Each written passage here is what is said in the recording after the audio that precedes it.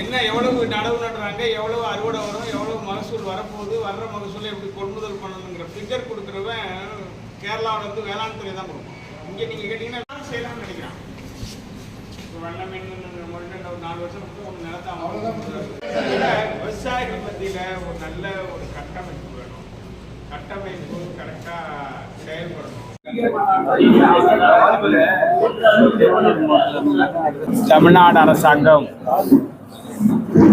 திருவள்ளூர் மாவட்டத்தில் கும்மிடிப்பூண்டி சிப்காட் அமைக்கிறோம் என்கிற பெயரில் விளைநிலங்கள் விவசாயிகளுடைய ஒப்புதல் இல்லாமல் விவசாயிகளுக்கே தெரியாமல் அந்த நிலங்கள் விவசாயிகளிடத்திலிருந்து அபகரிக்கப்பட்டு பட்டா மாறுதல் சிப்காட் என்கிற பெயரில் செய்யப்பட்டிருக்கிறது.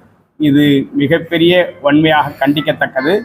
இது மிகப்பெரிய துரோகமாகும். திராவிட முன்னேற்ற கழக ஆட்சி திட்டமிட்டு தமிழ்நாடு அரசு நில ஒருங்கிணைப்பு சட்டம் 2024 என்கிற ஒரு சட்டத்தை கொண்டு வந்து கும்மிடிப்பூண்டி சிப்காட் அமைப்பதற்கு விவசாயிகளுக்கே தெரியாமல் அவருடைய விளைநிலங்கள் சிப்காட்டிற்கு பட்டா மாறுதல் செய்யப்பட்டிருப்பதாக வந்திருக்கிற செய்தி அதிர்ச்சி அளிக்கிறது. இதனை உடனடியாக தமிழ்நாடு முதலமைச்சர் தடுத்து நிறுத்த வேண்டும். இங்கே இருக்கிற விளைநிலங்கள் முழுமையும் காட்டுப்பள்ளி துறைமுகம் என்கிற பெயரால், தொழில் விரிவாக்கம் என்கிற பெயரால் நிலங்களை அபகரிப்பதற்கு தமிழ்நாடு அரசு மறைமுகமாக துணை போகிறதோ என்று அஞ்ச தோன்றுகிறது. பாசன வடிகால் கட்டமைப்புகள் சீரழிக்கப்படுகிறது. பல இடங்களில் பாசன வடிகால்கள் ஆக்கிரமிப்பு செய்யப்பட்டு விளைநிலங்கள் சிறு மழை பெய்தால் கூட பெரும் வெள்ளப்பெருக்கு ஏற்பட்டு அழியக்கூடிய நிலை ஏற்பட்டிருக்கிறது. எனவே இந்த திருவள்ளூர் மாவட்டம் கும்மிடிப்பூண்டி, பொன்னேரி, ஊத்துக்கோட்டை போன்ற தாலுகாக்களில் பாசன வடிகால்களை மறுசீரமைப்பு செய்வதற்கும் ஆக்கிரமிப்பு செய்யப்பட்ட இடங்களில் பாதிப்பு இல்லாத வகையில் அதை சீரமைப்பதற்கும் தமிழ்நாடு அரசு நீர்ப்பாசனத்துறை மூலமாக விரைந்து நடவடிக்கைகளை மேற்கொள்ள வேண்டும் என நாங்கள் வலியுறுத்துவதோடு, தமிழ்நாடு அரசு நில ஒருங்கிணைப்பு சட்டம் 2024 திரும்ப பெறுகிற வரையிலும் நாங்கள் போராட்டத்தை தீவிரப்படுத்த இருக்கிறோம். கிராமங்கள் தோறும் இந்த சட்டத்திற்கு எதிராக தமிழ்நாடு அரசின் இந்த விவசாயிகள் விரோத கொள்கைக்கு எதிராக தீவிரமான போராட்டத்தை கட்டமைக்க இருக்கிறோம். எனவே தமிழ்நாடு முதலமைச்சர் அந்த சட்டத்தை உடனடியாக திரும்ப பெற வேண்டும் என்று நாங்கள் வலியுறுத்துகிறோம். தொடர்ந்து மழையால் பாதிக்கப்பட்டிருக்கிற விளைநிலங்களை அதிகாரிகள் குழு பார்வையிட்டு பாதிப்புக்கு ஏற்ப இழப்பீடு பெற்றுத்தர வேண்டும், நிவாரணம் வழங்க வேண்டும். அதேபோல காப்பீடு செய்த விவசாயிகளுக்கும் உரிய இழப்பீட்டை, மகசூல் இழப்பை கணக்கில் கொண்டு வெளிப்படைத்தன்மையோடு ஆய்வுகள் மேற்கொண்டு அறுவடை ஆய்வுகள் தெரியப்பட்டு விவசாயிகள் குறித்த காலத்தில் இழப்பீடு கிடைப்பதற்கான நடவடிக்கையை போர்க்கால அடிப்படையில் மேற்கொள்ள வேண்டும் என நாங்கள் வலியுறுத்துகிறோம். எங்களுடைய அமைப்பு அந்த போராட்ட களத்தில் தொடர்ந்து ஈடுபட்டிருக்கிறோம். நாங்களும் ஈடுபட்டிருக்கிறோம். தேவையான ஆலோசனைகளை மத்திய மாநில அரசுகள் டங்ஸ்டன் திட்டத்திற்கு மறைமுகமாக என்னென்ன செயல்களில் ஈடுபடுகிறார்கள் என்பதெல்லாம் அவ்வப்போது வெளிப்படையாக அறிக்கைகள் மூலமாக அந்த மக்களுக்கு தெரியப்படுத்தி வருகிறோம். போராட்டத்தை அந்த பாதிக்கப்பட்ட மக்கள் ஒன்று கூடி நடத்தி கொண்டிருக்கிறார்கள். அது அநேகமாக சுதந்திரத்துக்கு பிறகு தமிழ்நாட்டில் இப்படி விளைநிலங்களை பாதுகாப்பதற்காக டங்ஸ்டன் திட்டத்திற்கு எதிராக நடக்கிற போராட்டம் ஒரு வரலாற்று முக்கியத்துவம் வாய்ந்த போராட்டமாக அங்கு துவங்கி இருக்கிறது. அடுத்து தமிழ்நாட்டில் திருவள்ளூர் மாவட்டத்தில் இருக்கிற விவசாயிகள் விளைநிலங்கள் அபகரிக்கப்படுவதால், இங்கே இருக்கிற நீர்நிலைகள் ஆக்கிரமிப்பு செய்யப்படுவதால் தமிழ்நாடு அரசு நில ஒருங்கிணைப்பு சட்டத்தை கைவிடுகிற வரையிலும் இவர்களும் தீவிரமான போராட்டத்தில் களமிறங்க இருக்கிறார்கள். அதற்கான திட்டமிடலையும் ஆலோசனைகளையும் இன்றைக்கு வழங்கியிருக்கிறோம். எனவே தீவிரமான போராட்டம் நடத்திதான் நிலங்களை விவசாயிகள் சொந்தமாக்கிக் கொள்ள வேண்டும். அந்த நிலைக்கு இன்றைக்கு தமிழ்நாடு அரசு சட்டங்கள் விவசாயிகளை அடிமைப்படுத்தியிருக்கிறது.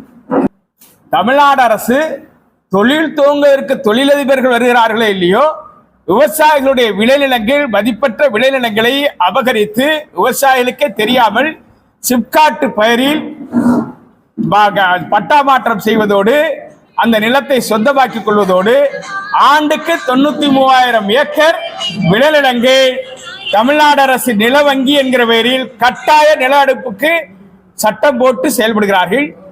இது வன்மையாக கண்டிக்கத்தக்கது. இதனையெல்லாம் தமிழ்நாடு முதலமைச்சர் உரிய விளக்கம் அளிக்க வேண்டும். ஏற்கனவே சேட்டலைட் சிட்டி என்று சொன்னார்கள். அதை எதிர்த்து தமிழ்நாடு அனைத்து விவசாய சங்கங்களுடைய ஒருங்கிணைப்பு குழு தீவிரமான போராட்டத்தில் களமிறங்கினோம். உடனே இன்றைக்கு அறிவுசார் நகரம் என்று பெயரை மாற்றி விளைநிலங்கள் அபகரிப்பதற்கு முயற்சிக்கிறார்கள். இது வன்மையாக கண்டிக்கத்தக்கது. எந்த ஒரு சூழலிலும் இனி திருவள்ளூர் மாவட்டத்தில் இதுவரையிலும் அமைக்கப்பட்டிருக்கிற தொழிற்சாலைகளுக்கு மாற்றாக புதிய தொழிற்சாலைகளோ புதிய சிப்காட்டுகளோ அமைக்கிறோம் என்கிற பேரில் விளைநிலங்கள் அபகரிக்கப்படுவதை திருவள்ளூர் மாவட்டம் அனுமதிக்காது. தொழில் வளம் தரிசான பகுதிகளுக்கு, கிராம பகுதிகளில் மிகப்பெரிய அளவில் திருவண்ணாமலை மாவட்டத்தில் பல பகுதிகள் வறண்டு கிடக்கிறது, கள்ளக்குறிச்சி மாவட்டத்தில் பல பகுதிகள் வறண்டு கிடக்கிறது, பல்வேறு மாவட்டங்களில் சிவகங்கை, மதுரை, ராமநாதபுரம் போன்ற மாவட்டங்களில் வறண்டு கிடக்கிற நிலங்களில் தொழிற்சாலைகள் அமைத்து அங்க இருக்கிற இளைஞர்களுக்கு வேலை வாய்ப்பை கொடுப்பதற்கு பரவலாக்கப்பட வேண்டுமே தவிர சென்னையை சுற்றி இந்த திருவள்ளூர், காஞ்சிபுரம், செங்கல்பட்டு மாவட்டங்களில் விளைநிலங்களை அபகரித்துதான் தொழிற்சாலைகள் என்கிற கட்டாயத்திற்கு தமிழ்நாடு அரசு தொழில் வளத்தை சுருக்கி பார்க்கிறது. இந்த மக்களையே வெளியேற்ற துடிக்கிறது. இங்கிருக்கிற மக்களை நிலத்தை பிடிக்கிக் கொண்டு வெளியேற்றிவிட்டு தமிழ்நாடு முழுமையிலும் கன்னியாகுமரி வரையிலும் பரவலாக இருக்கிற இளைஞர்களுக்கு வேலை வாய்ப்பு தருகிறோம் என்று சென்னையில் குவிக்க வைக்கிறார். எனவே இது ஒரு நில மோசடி. அதே போல ரியல் எஸ்டேட் மாஃபியாக்களுக்கு தொழில் வளம் பெற வேண்டும் என்கிற வகையிலே தான் தமிழ்நாடு அரசுடைய நடவடிக்கையில் இருப்பதாக விவசாயிகள் அஞ்சுகிறார்கள். எனவே தமிழ்நாடு முதலமைச்சர் இதற்கான விளக்கம் அளிக்க வேண்டும். பரந்தூரில் விமான நிலையம் அமைப்பதற்கு பல சாகச நிகழ்ச்சிகளை தமிழ்நாடு அரசு மேற்கொள்கிறது. எந்த சூழ்நிலையிலும் பரந்தூர் விமான நிலையம் அமைப்பதை விவசாயிகள் அனுமதிக்க மாட்டார்கள். இது எச்சரிக்கையோடு தமிழ்நாடு அரசு இந்த நடவடிக்கைகளில் கவனம் செலுத்த வேண்டும் முதலமைச்சர் என நான் வலியுறுத்துகிறேன்.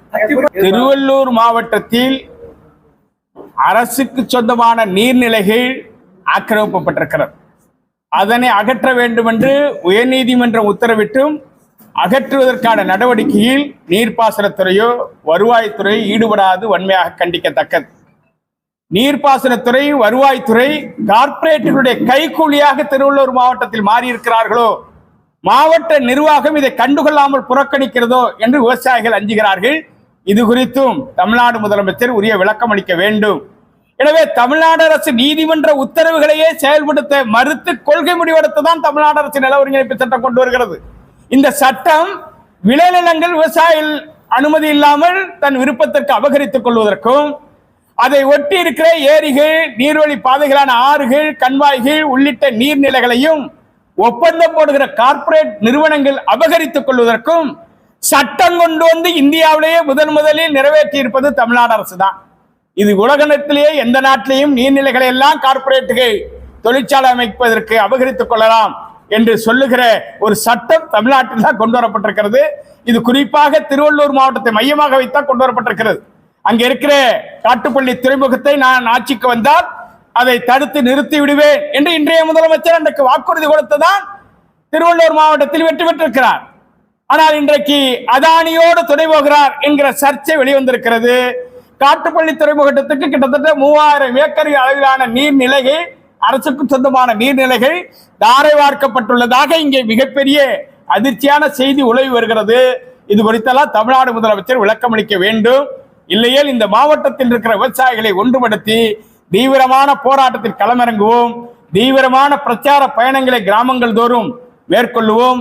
கிராமங்களில் விவசாயிகளை ஒன்றிணைத்து தமிழ்நாடு அரசின் விவசாய விரோத கொள்கைகளுக்கு எதிரான தீவிரமான போராட்டத்தை நாங்கள் துவங்குவோம்.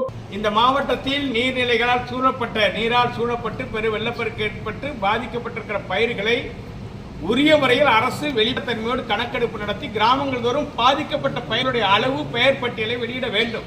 அவர்களுக்கு உரிய இழப்பீடும், காப்பீட்டிற்கான இழப்பீடும், இடுபொருள் இழப்பீடு பெற்றுத் தருவதற்கு தமிழ்நாடு அரசு திறந்த மனப்பான்மையோடு செயல்பட முன்வர வேண்டும் என்று வலியுறுத்துகிறோம்.